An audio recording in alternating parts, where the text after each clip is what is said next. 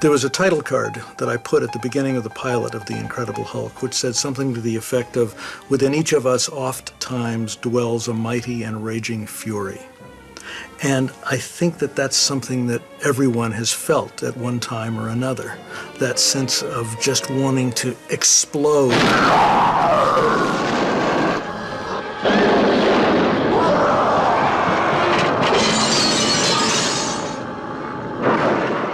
There's a visceral connection that people have to that feeling of anger. I think that's part of the original thing that people connected to. What I was anxious to do, though, was to connect people with the humanity of the leading character. When Universal first came to me with the idea of doing one of the Marvel Comics superheroes, Frank Price called me and said, "We've just acquired the rights to 5 of them. Which one would you like to do?" And I said, "Gee, none of them, Frank. I just don't connect to people in spandex and primary colors." And my wife, Susie, had given me a book, and I was in the middle of reading it. And this is Victor Hugo's Les Miserables. The story of Jean Valjean being pursued by Inspector Javert and living life as a fugitive.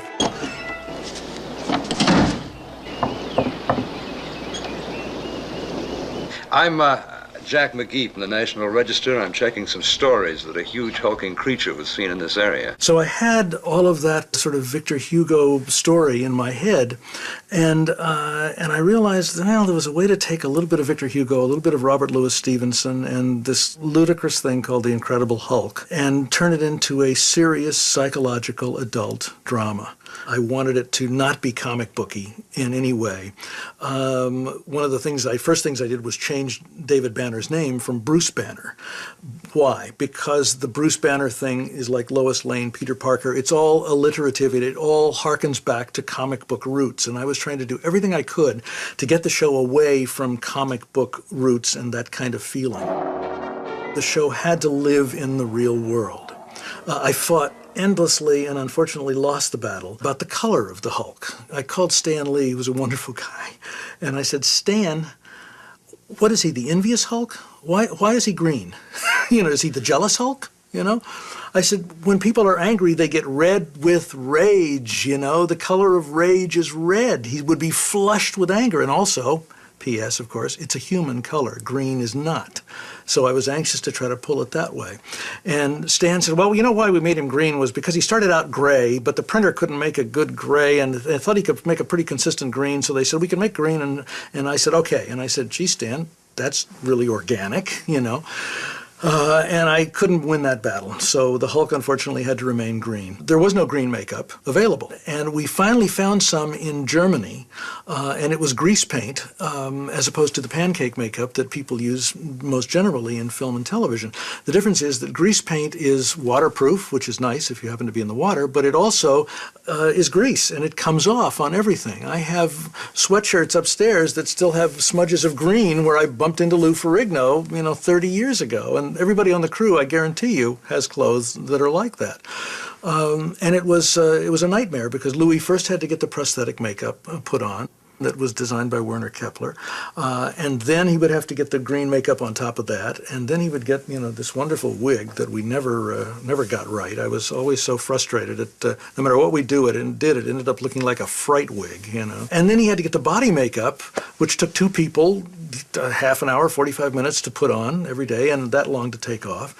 And he had to be cleaned up between each take, and it came off in his dressing room. His whole inside of his motorhome was completely covered in plastic because we had to be able to hose it down every night and start over the next day. But from the standpoint of the actors, doing the Hulk was great. Bix was there, was prepared. There was never any of that "I'll be in my trailer" nonsense. And Louis it was his first gig, so he was anxious to be there and really do the best he possibly could. Bix and Lou were not on the set together a whole lot of the time because generally they would overlap. Bix would come on into a scene in the morning and take it to the point where he would reach a Hulk out, and then Louis would take over, and Bix, of course, could go home because we didn't need him for the rest of the day.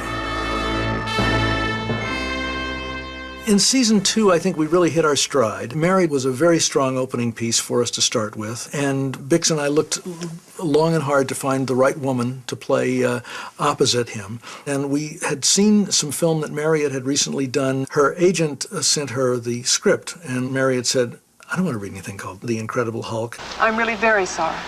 Her agent said, "Read it, this is your Emmy." And Marriott read it and went on, of course, to win the Emmy for Best Actress in a Drama Series. Oh, my God. A friend of mine was a psychologist who was doing hypnotherapeutic work on people with cancer. He was actually using hypnosis to help people control their cancer. And I realized, wow, this is great. I can put Bill Bixby under hypnosis and go inside his mind. And for the first time, I can have Bix and Louis in the same frame. One of the challenges of shooting Married was I needed an internal landscape. I needed a place where they could meet together. And I sort of envisioned as I wrote it a surreal kind of desert landscape. There's not a lot of those around Southern California. I mean, I was thinking sand dunes. And then we discovered this area near Brawley, just north of the Mexican border, which is a small state park, which is indeed sand dunes. I got down there in the morning to shoot, and Ed Jeffers, my location manager, came up to me and said, "Kenny, we have a real problem. There's a man here that says we can't, it's his land and we can't film on it." And I said, "What are you talking about? This is a state park. He can't." They said, "Kenny, I'm telling you, he's livid. He tells us we cannot film here." I said, "Well, Ed, talk to him. You're the location manager." And he said, "No, look, please, please come talk to him." So I reach the edge of the sand dunes and I look out and I see this guy riding toward me, dressed in Arab robes, and he's waving this scimitar and he's riding on a donkey, coming toward me over the sand dunes, shouting, "Get off my land! No filming on my land!"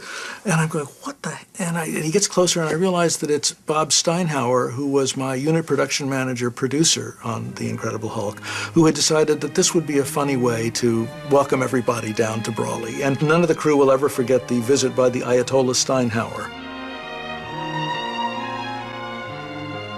Looking back on the Hulk, and it is something that I look back on very, very fondly because we did some really extraordinary work.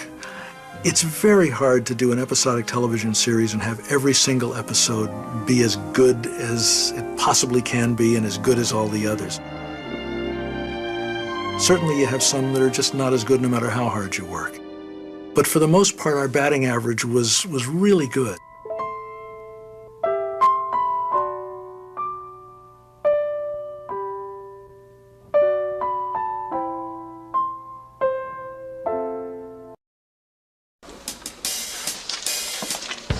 I don't know. Somehow, something about the whole thing just doesn't seem right. Mr. McGee, the man you're looking for, this Dr. Banner, is dead, right? Burned to death? As we ended season 2, we were rolling along very well in the ratings, and we knew pretty well that we were going to get a pickup for season 3, which we did. So we went into season 3 with a sense of what could we do that was going to build off of everything that we'd done already, but at the same time might move us into some different ground. You start doing things in the 3rd season like bringing in people from the past or trying to put David Banner into situations that were verboten in the first 2 seasons. You try to find new ways to peel the onion that was David Banner's life. There was always, because he was a mystery man, there was always something new to discover about him. So you try to plumb those kinds of ideas and see if you can keep the show relevant and vibrant. There were basically 2 kinds of Hulk episodes. One was the episode where Bix was on the way to try to find somebody who might cure him and got involved with people that he met on the road. I had made Dr. David Banner a doctor to begin with so that as a physician he would have entree into various people's lives. The other type of Hulk episode was where he was at a particular place where he was involved with someone who was trying to heal him in one way or another, where he investigated various possible cures for the condition that he had. What about the X-ray? We have to wait a few seconds till the serum starts working. We never thought of it as a comic book. The word was never mentioned. We were constrained by having him turn green twice an episode, but that was it. The show was about a man with a condition that was out of his control. We used the word duality a lot. The duality of a brilliant doctor scientist who has the worst kind of a monkey on his back. It's not drug addiction. It's not alcoholism. It was all about David's inner demon. We were the only show on the air at that time that was basically an anthology.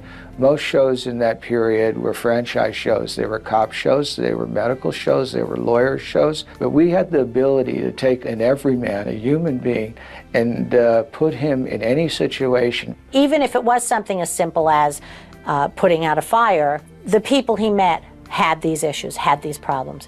And that gave us such freedom as writers to really explore every aspect of not only human society, but the human psyche. So those kinds of things kept it interesting. I think it kept the show a surprise. Even if you didn't like it, it still allowed you not to know what to expect the next time you saw it. It's interesting because the whole raison d'etre for the series was trying to end the series. You know, that here was a man who was seeking to find a way to end the curse. We made it, David. Not quite. There was a funny thing that happened during season 3, and that was that this British fellow came over from England, where apparently he couldn't get much work, and convinced Universal to hire him to oversee production. He said he could save them millions and millions of dollars. Universal bought into his proposal, and they hired him. At that time, Universal had something like 20 shows going, or 18 TV shows going at the time, you know. So, you know, we were just one of many, but we happened to be a very successful one. And we were not an inexpensive show to do. This British fellow began calling all the producers on the lot. He called me and said, listen, Kenny, from now on you have to produce The Incredible Hulk exactly for the license fee, exactly for what CBS is paying us per hour for the show. The Hulk budget was around $600,000 or $700,000, and I said, okay, no problem. He said, oh, that's great. And I said, now, are you going to call CBS or am I to tell them that there'll only be one Hulk out per show instead of 2? He said, oh, no, you have to do exactly the same show. And I said, can't be done. We never did a show with one Hulk out, and I think he took the stance, if you want one Hulk out, why don't we not have any, and let's just walk away from it. He said, well, no, you must do it. I said, I can't. It physically can't be done. He said, well, then are you saying you won't? I said, I'm saying I can't do it. He said, well, then you're suspended. And I said, okay. All of the producers I discovered on the lot were going through this exact same circumstance, and pretty soon the English guy went back to England, and we went on doing the shows the way we'd always done them, and everybody was happy. Kenny was very, very cost-conscious, as well as being creatively aware and not compromising what he had started with. There's a wonderful photo of Bix and me that was taken on the set. That was the very first day that Bix had ever had the white eyes in. We put them in to test to see how they would look. And I saw him walking down the hall toward me with those white eyes in. That was the key moment when I really knew that we really had something, because seeing Bill Bixby with that altered persona, I knew was just going to reach out and grab an audience by the throat and not let go of them. The demographics were interesting. Our largest audience was adult women, and then adult men, and then teens, and lastly, kids. And it wasn't because I set out to pander to a female audience. It was just, that's the way we wrote the show. I have to be honest, for my very first job, I was way too excited to think about things like demographics. I really was. I was writing for me. I was writing what I wanted to see. If I were going to, watch this show, what stories did I want to see? That's what drove me. Sure, the young kids sometimes would tune in to see the big green guy crash through the wall, but what happened was very quickly the adults in the household saw, wait a minute, there's something else going on here. This is a real drama. This is a little morality play. This is a character that I want to know more about and be involved with. We were also not in a great time period. Friday nights and Saturday nights are notoriously the dumping ground for television shows. It's very hard to get an audience because so many people go out on Friday and Saturday night. But we managed to find the audience and to hang on to them in that time period. That was also in the days of the 8 o'clock hour being the family hour.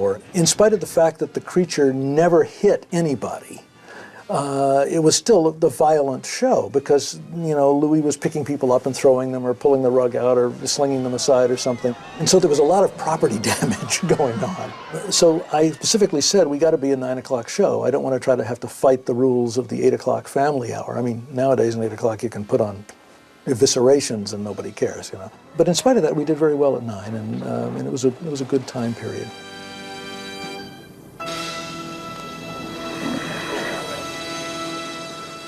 Because of the nature of the show, which was David Banner moves from town to town, we didn't have a permanent set. A lot of the locations we had were, you know, in small towns, you know, forests or countryside. A lot of stuff at Vasquez Rocks, which is out in, I think, Santa Clarita, where it would look like scrub desert. We'd go to downtown LA, we'd shoot in alleys, we'd shoot in the back lot as well. We would constantly walk around the back lot at Universal trying to find sets that we could steal. Trying to find sets that somebody had just used for a movie or another show, where we could write a scene to fit into those sets. And my producer friend Jim Perriott and later Nick Correa and production designer Chuck Davis and I spent many, many hours scouring the stages in the back lot at Universal, just finding places we could write scenes into so that we wouldn't have to build them, because we didn't have a whole lot of money. What was the most fun was we used to have the trams go by. They would wave and Lou would wave back. That was always fun for them to see the Hulk. That was a kick. We stopped using the back lot because of the trams. The tour was getting very, very popular. Lou Wasserman would not stop the tourist tram. We would say it's costing us time, it's costing us money. He said, I don't care. I'll shut the whole place down and just make it a tourist lot, which is practically what he's done. I mean, the back lot at Universal is now one big amusement park. Guest stars were not that important as much as, yeah, if we could get a big name, fine, but it was like, who would be best for the role? And the person playing opposite Bill, you know, whoever it might be, male or female, you know, he was very into who was going to play opposite him. Jack Colvin had been a contract player at Universal, working under contract on a lot of the Universal shows, and when he was suggested to me, I said, that sounds like a great idea, let's do that. I don't think I even read anybody for it. He was an interesting guy. He was the ultimate professional. He would show up, he knew his lines, he knew what was expected of him, he didn't ask much. I took him for granted because I always knew he would know his lines, he would be there for wardrobe fittings, he would never be late. He was the consummate professional. I think he recognized that he had a really good job. I mean, he was the only regular on the show. Bixby was the lead and Lou is the Hulk and Jack, and he was delighted. We loved writing for him. He was a real actor. He loved that part. He really gave it life. After the show was over, he was very involved with his theater group. People loved him as a teacher, and he passed away a few years ago. He was quite beloved by the actors that he mentored. Lou was already cast when I came on the show, but I think he felt very grateful that he had this, you know, job, and then on top of it, to be recognized the way he was. It was an opportunity for Louis as an actor to do some different things. We began exploring the Hulk as a character who could have moments as he'd come out of the anger when he was just sort of this simple character that, that people could interact with in a whole different way. We also finally gave Lou a speaking role playing a bodybuilder on the beach in Santa Monica. Carl.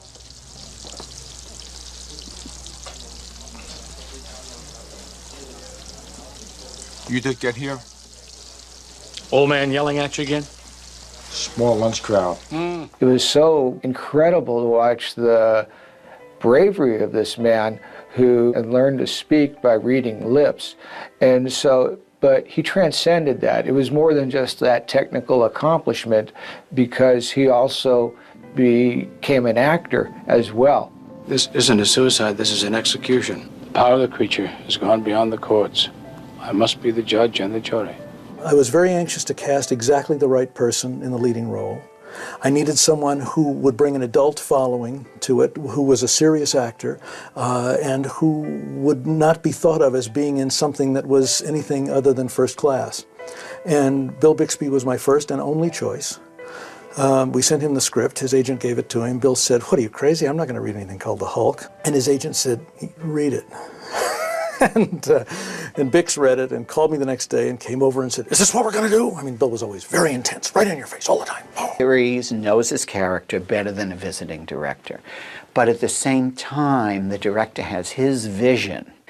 And Bill was always very receptive to that. you know? So the directors did not have the problem that sometimes they have on a show where the actor will say, it's my show. It wasn't that way with Bill Bixby. And I remember our very first meeting with him. We went into his motorhome to get his notes on the script that we'd written. And so we sat down and he said, you know, on Courtship, I used to send writers crying from the room. And we went, oh no, we're in for it. But he loved us. I really think he was very fond of both Jill and I. And there were times we wanted to kill each other, but it was a valiant fight. You couldn't BS the man. The show's running long, we can cut this scene. You're not cutting that scene. That scene tells the audience this about me, and it's going to stay. He wouldn't say it's not good. He never insulted us that way. But he would say, this could be better. This doesn't make sense. This doesn't track for my character. What am I feeling here? What am I supposed to, you know, what can you give me on the page that I can translate onto the screen? So he was very good that way. And sometimes we'd get annoyed and like, he's making us work harder. But he was right, ultimately. He kept that point of view. I wanted to hit him over the head at the moment, but he made a writer out of me. He really believed in the show, worked very, very hard, and purely from a production standpoint, made very little demands. He was an interesting man and very smart and almost too smart. It affected his life, you know, in so many ways that were troubling. And I had a great deal of compassion for the pain he lived in and for, you know, some of the tragedies that struck his life and trying to cope with them on a public stage. It's a very difficult thing. Bix had gone through a very, very difficult divorce from Brenda Binet. So there was a lot of angst going on, personal angst. They had had such antagonism toward each other during the divorce times. It was funny, you could see the Hulk coming out of Bix, this anger that he felt toward Brenda during the divorce was very much on his sleeve, and you could really feel it. Bill wanted to, it's okay if I say this, right, Bix? Wanted a show so his son could see that his mom and dad, even though they were going through a divorce, could get along. So he wanted us to write a show for Brenda Binet. And I came up with The Psychic, which was the first show that I wrote on my own, and was about a woman who could read minds and was thinking about suicide because a young boy had died that she couldn't save. Season 4 came the real tragedy when Bix's 6-year-old son, Christopher, died unexpectedly. And then Brenda killed herself out of guilt, and that one was such a glaring,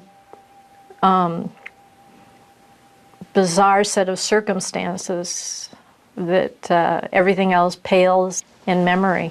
Goodbye, David. You be good to yourself. Mm-hmm. It was interesting because after the death of Christopher and then the death of Brenda, that anger, of course, was sort of dissipated. And yet still, Bix was such a consummate actor that he could always go to wherever he needed to get to give you the performance that you needed. He would laugh to me sometimes and say, which eye do you want me to cry out of? You want the right eye or you want the left eye? Because Bix was able to do that. But ultimately it all came from a wellspring of talent that was deep within him that really showed itself all the way through the series.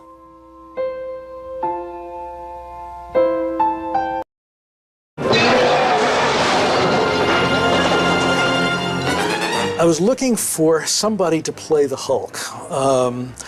We talked to Arnold Schwarzenegger. He was busy doing Conan at the time, and he suggested we talk to Louis Ferrigno. And I met with Louis, and he was a very sweet guy, had absolutely no acting experience at all. You know, and I was concerned about being able to make that happen. So I sort of kept Lou in my hip pocket, but I decided to try to go with Richard Kiel, who later on would play Jaws in the James Bond movie. Dick is 7'5", is massive, and is an actor. And we actually filmed a week with Dick, but as we sat in the dailies, more and more it just became apparent that this was not the right image for the Hulk. It was someone who had the height, but not the bulk and not the presence. Tall and thin just didn't cut it. And lumbering. It was just too much like, the Abominable Snowman. My daughter, who was about 7 at the time or so, Kenny asked if I'd bring her to the rushes, the dailies. And he showed film of Lou as the Hulk and someone else. And he wanted her opinion. And she liked Lou better. I don't know. I'm sure that's not the only reason he got the job.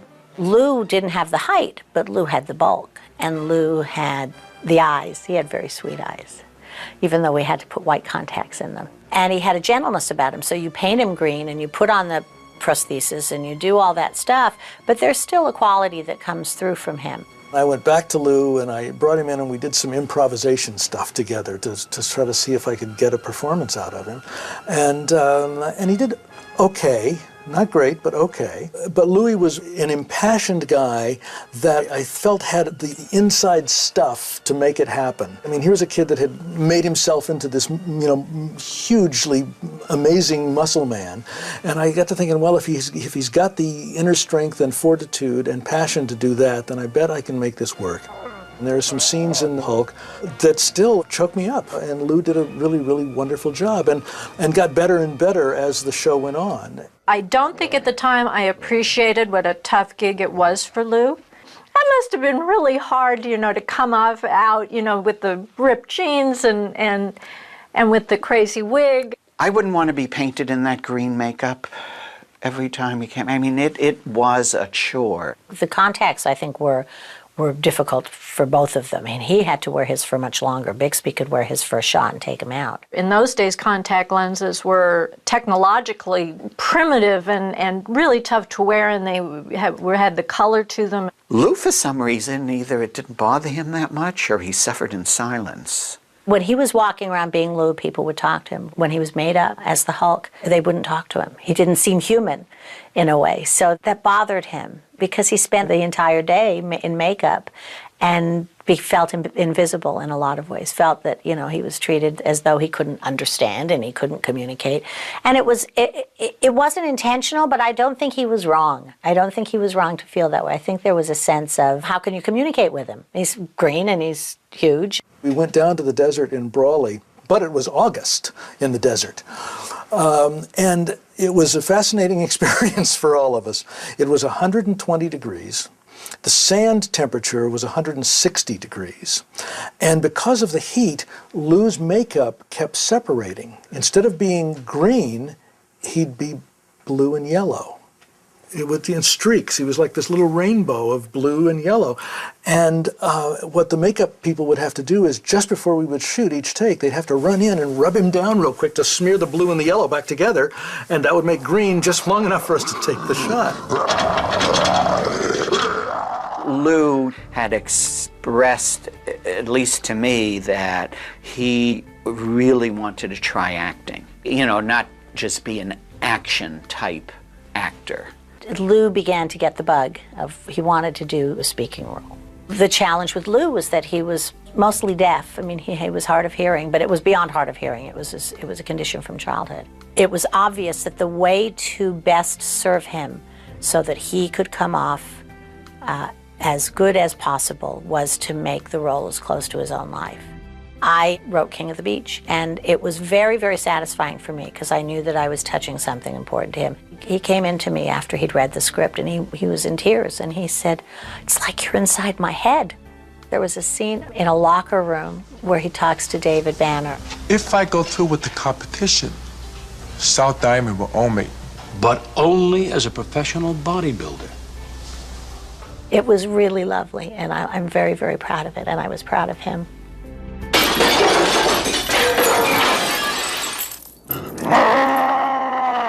When I was doing The Bionic Woman, I did a show called Return of Bigfoot, and I found Ted Cassidy, who was a wonderful actor, and I went to Ted and I said, "Would you do the voice for me of the Incredible Hulk?"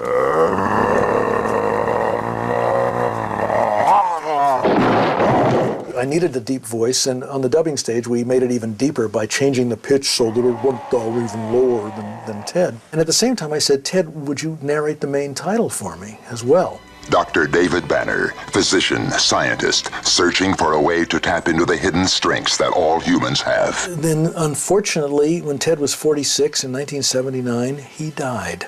And I remember them asking, do you still want his voice in the main title? And I said, absolutely. Don't change it. And we kept it throughout the run of the series. And my friend Charlie Napier, who is an actor whose face you would recognize in an instant, a wonderful character actor who's also got a very deep voice, Charlie came in and did the Hulk for me after that.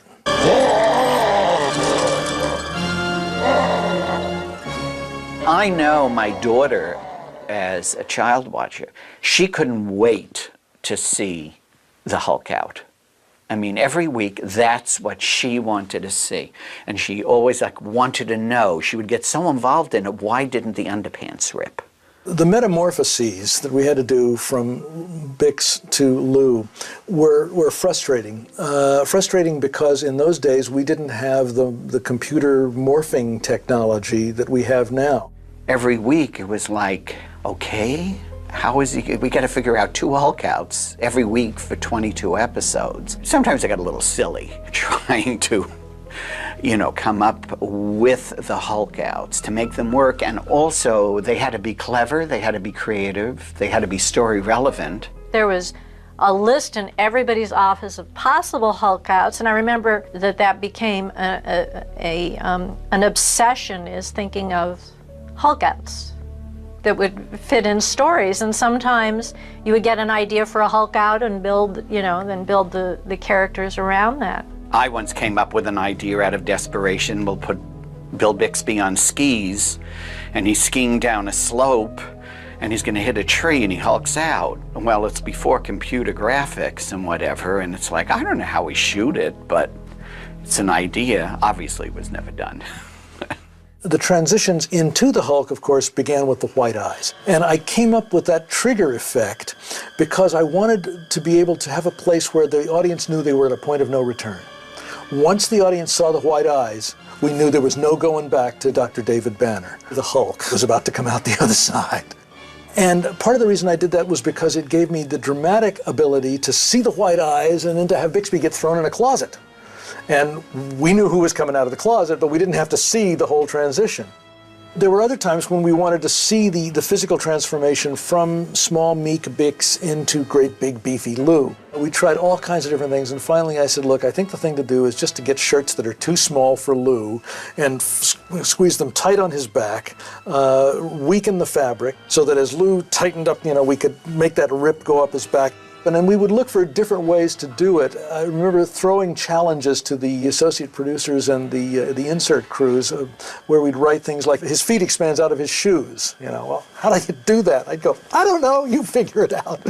And sometimes it worked and sometimes it didn't. So the transformations were something that the audience always watched for, but which we as creators always tried to duck as much as we could, because really I just knew that I couldn't do them as well as I'd like to. I mean, nowadays, of course, with CGI and morphing technology, it would be so easy to do it.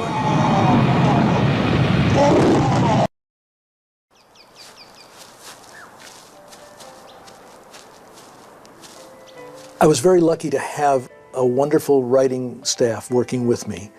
Jim Perriott was my producer on the first season of The Hulk, and then Nick Correa and Jim Hirsch after that. And then 2 ladies who wrote their very first script for anybody on The Hulk, Karen Harris and Jill Sherman. I was working as an associate producer in public television and on a PA and freelancing, and also typing scripts for $5 an hour in between my freelance assignments to pay the rent. Jill was working as a journalist. She also reviewed movies. Karen knew someone at Universal, and we got an interview with Ken Johnson as they were looking for new blood, and we were green new blood, and Ken was nice enough to give us a shot. So we wrote The Beast Within as our very first paid-for script. It was our entree to writing. It was the door that opened. It was a wonderful opportunity to see a writer grow and help the show grow and bring new ideas to us. That's the thing we're always looking for in episodic. What can we do that's new? You're always looking for a spark of an idea that you can take and run with as far as the show's concerned. It was my first mainstream job. I had spent my early 20s playing piano in bars at night and tarring roofs and raising babies, and I had a couple of scripts optioned by majors and not made, and my agent, he had given one of those option scripts to the producers of The Hulk, specifically Nick Correa, who was just a wonderful writer and a wonderful human being. He was my champion, and he went to Kenny, and Kenny read me as well, and Kenny told Nick, go ahead. And from there, I was thrust into the joys and rigors and fun and camaraderie of everyday production. Bob Steinhauer had been my second assistant director on The Bionic Woman. I moved him to unit production manager on The Hulk, and then to producer, and then ultimately to supervising producer. Kenny got a crew together, and it didn't happen overnight, of people who thought differently, who felt things differently, who visually saw things differently. But yet, we somehow all kind of bonded together in this one thing. And the majority of us stayed with the show the entire time. When you have a crew that's in sync with each other, knows each other's strengths and weaknesses, and are all pulling towards a common goal, then they will get things done.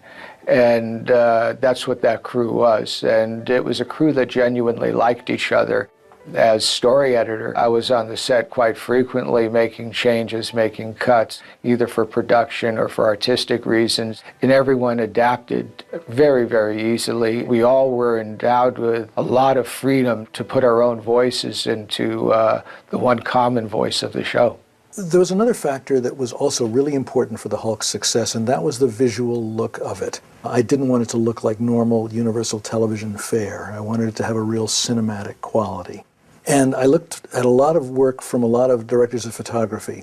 So I was lucky enough to find a young guy named John McPherson, who had been a lighting designer, lighting technician, a gaffer, for 13 years, and really came to cinematography from the standpoint of light. I remember when John first came in to interview with me, most people come in sort of bright and cheery to, try to get a job, and John was sitting in this sort of fetal position in this chair in my office, all curled up, and he was going, "Oh, Kenny, I'm an artist. I paint with light." And I went, "Oh, okay." I said, "This guy is too neurotic not to hire." They were on the air then.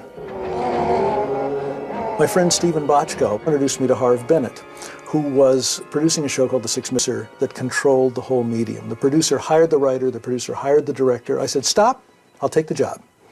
Because I could then immediately hire myself to write and direct, which is what I did. Kenny is really one of the most incredible directors that I've ever run into. A man who is so familiar and comfortable with the grammar of film and also related so well to actors and had such a great sense of storytelling. He's just truly a great artist. And when he directed, no one said we can't do it, not out of fear, but out of respect.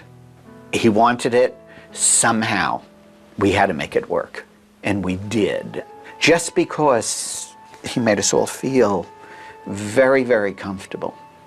I can't think of any shows that I don't think of him as directing and having a very pleasant way of making sure that his eye and his voice was gently overriding the machine. Universal had released my pilot of The Incredible Hulk overseas as a theatrical motion picture.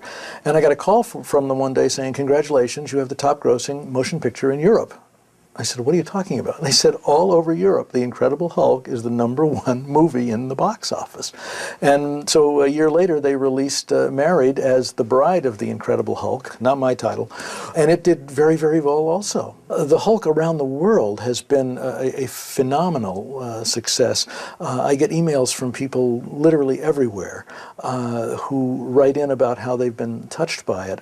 I do remember that Nick Correa was in line at a restaurant and the reservations were backed up.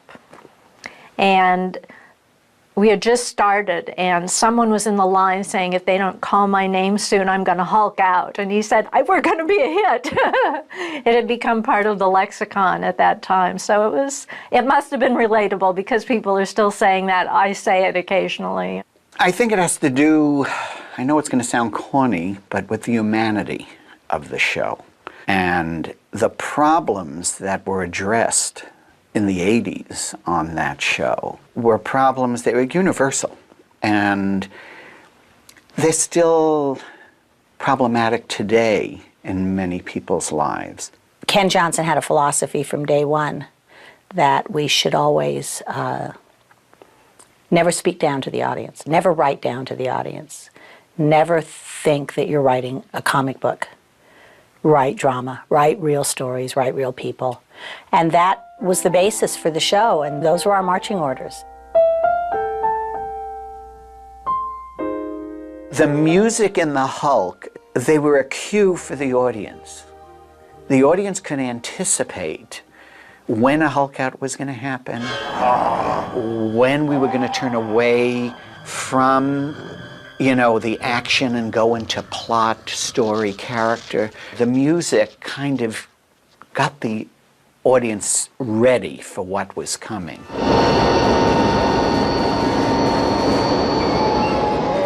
Helicopters really eat up a soundtrack. And so to have music going while helicopters are going is very difficult because the music usually gets swallowed. And I said to Joe Harnell, who was my composer, Joe, you know what? Let's synthesize the sound of a helicopter blade. And let's make that, we'll use that instead of the helicopter sound effect. And you can make it in sync with the music so that the rhythm of the helicopter blade is also the rhythm of the music that we're doing, and we can balance it, everything. And Joe said, what a great idea. He loved it because it would protect his music. And indeed, that's what we ended up doing. And if you listen carefully at the end of part 1 of Prometheus, you can hear that helicopter blade and how it's absolutely in sync with the music. It's because it's part of the music.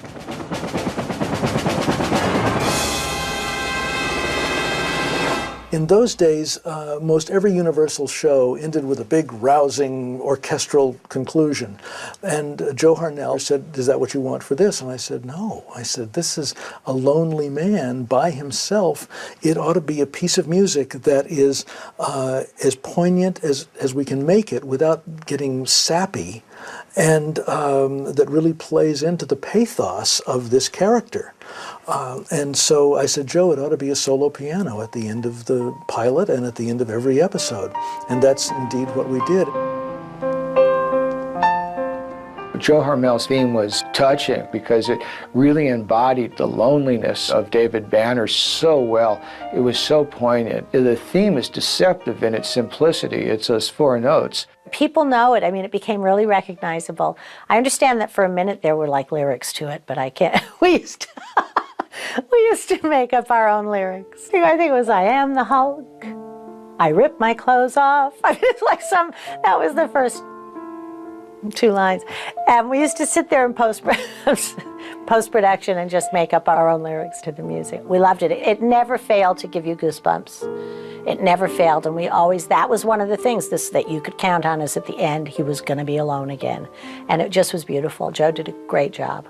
The music is one of the things that people mention to me most often about when they think about the Hulk, and what drew them to it was the sadness that they felt for this wonderful, lovable, accessible character played by Bix, underscored by that simple musical piece that Joe wrote for it. And it's really sort of been a seminal experience in the lives of a lot of people who saw the show for the entire length of it. I don't remember an event or whether the ratings were terrible or why we were canceled. I just remember that it ended. I look back and isn't that funny? I just think of it as this fabulous 5 years, and I certainly remember the beginning, but I don't remember how it went down. Well, as I remember it, we were good. No one thought it was going to be over. And then we got word the show was canceled. The cancellation of the show did come as a surprise. There was a fellow named Harvey Shepard who ran CBS for about 20 minutes, but in that 20 minutes, Harvey decided that the Hulk was getting tired. I don't know why he decided that, because the ratings were still good. So if there was something going on, I was not aware of it. And I don't think any of us really were. I don't think Universal was. We had 7 shows in the can that we had not yet aired, and I said, Harvey, buy 6 more and you'll have a half a season. And that's 13 episodes, you'll really give it a run, let's see. And I said, besides, I got a great idea for opening the 5th season.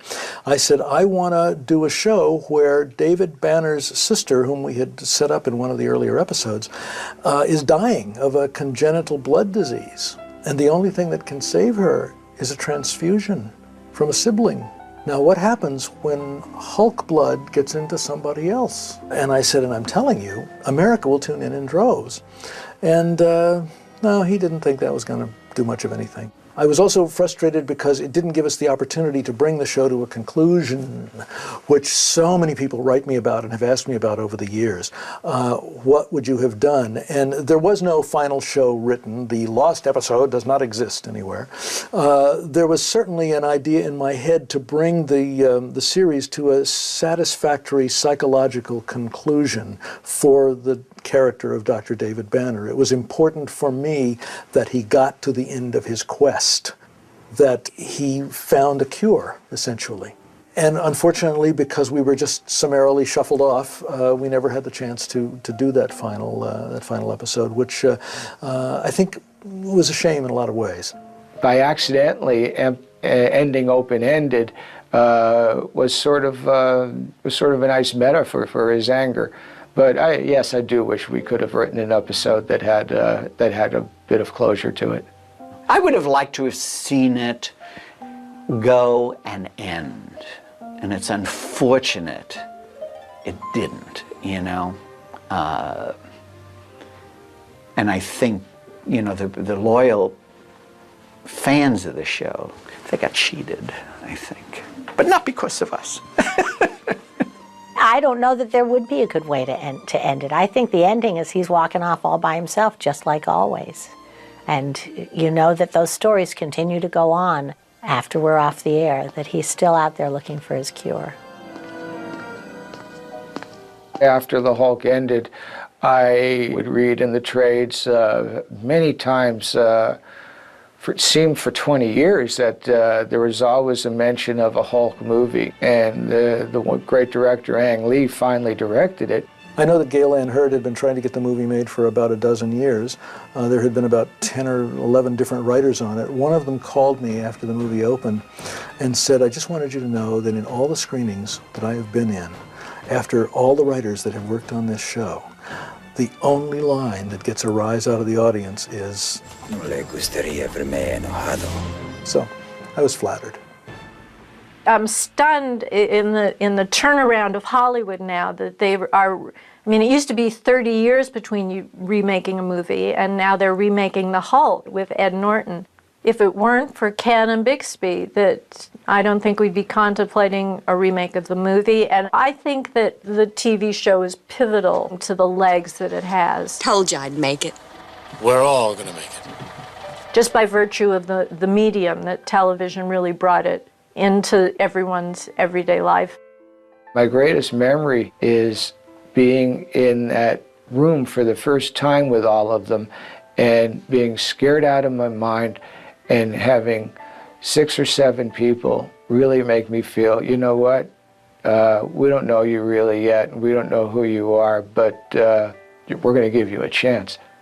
That's my greatest memory.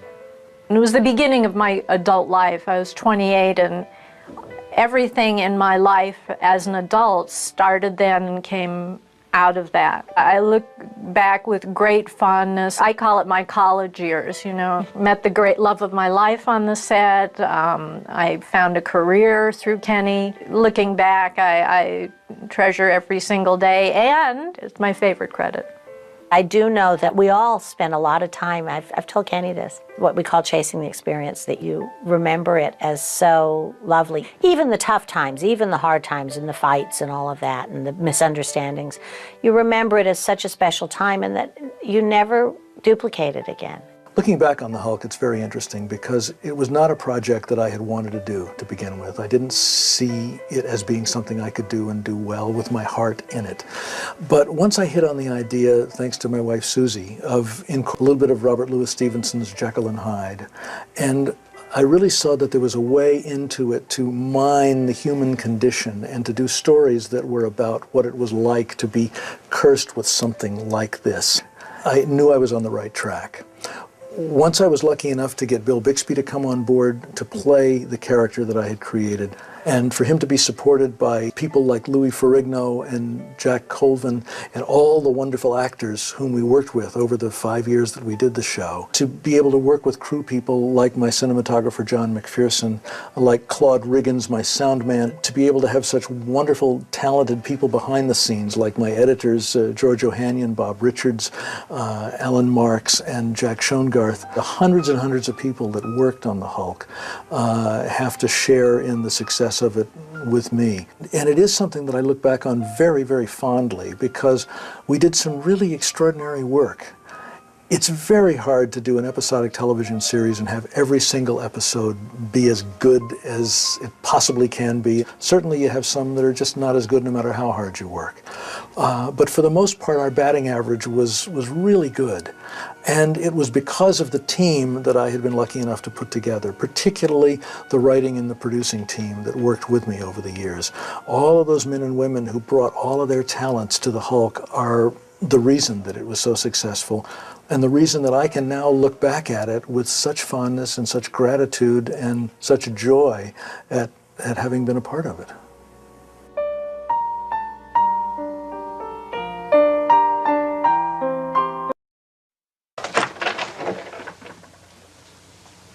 God. Banner. You're alive.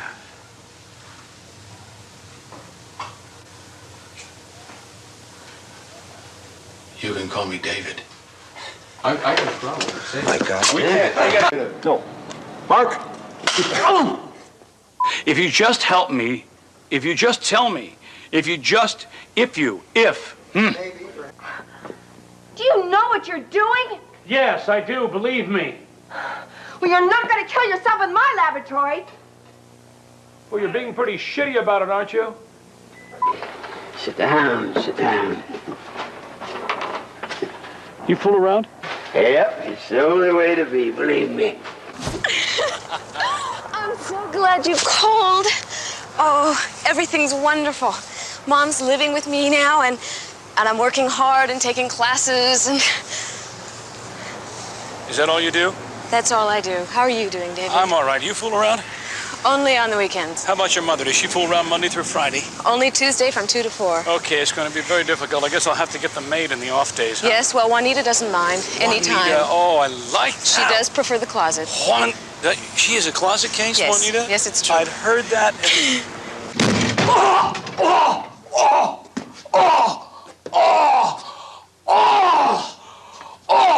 Or sorry, you and your Indian birth control.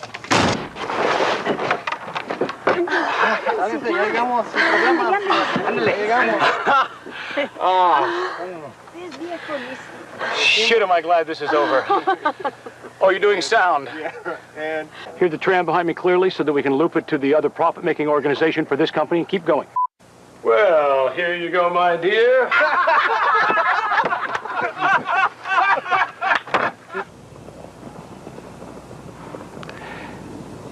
With a radical, technical, God, plane bound.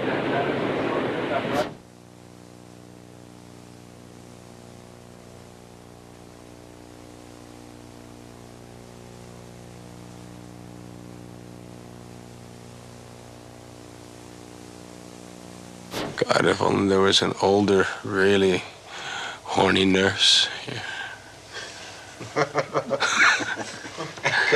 Pardon me. I'm looking for Heidi. She's on a break, probably at the cafeteria. You another doctor? Another doctor? She's dated half the medical center.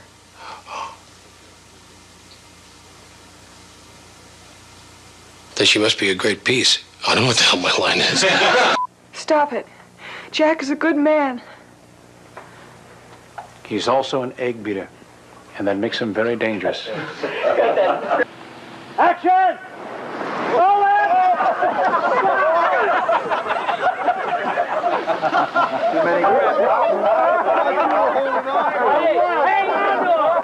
Thank you. You're missing.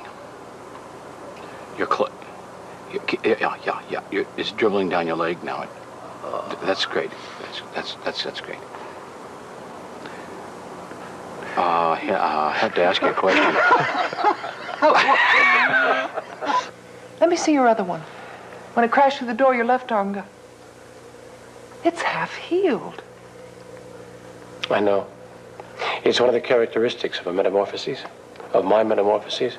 I've seen other metamorphoses. Some guy turned into a banana once.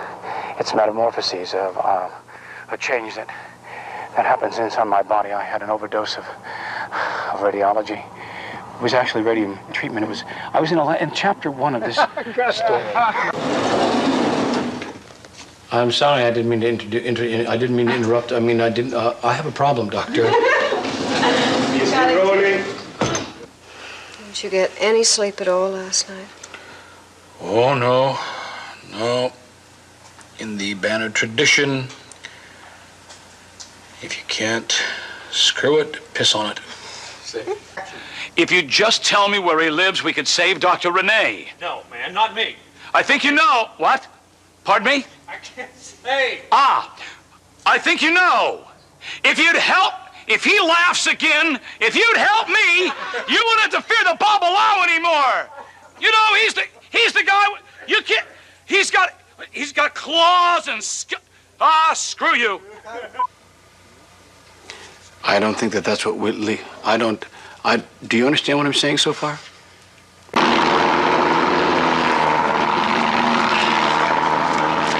Hold the smoke! Son!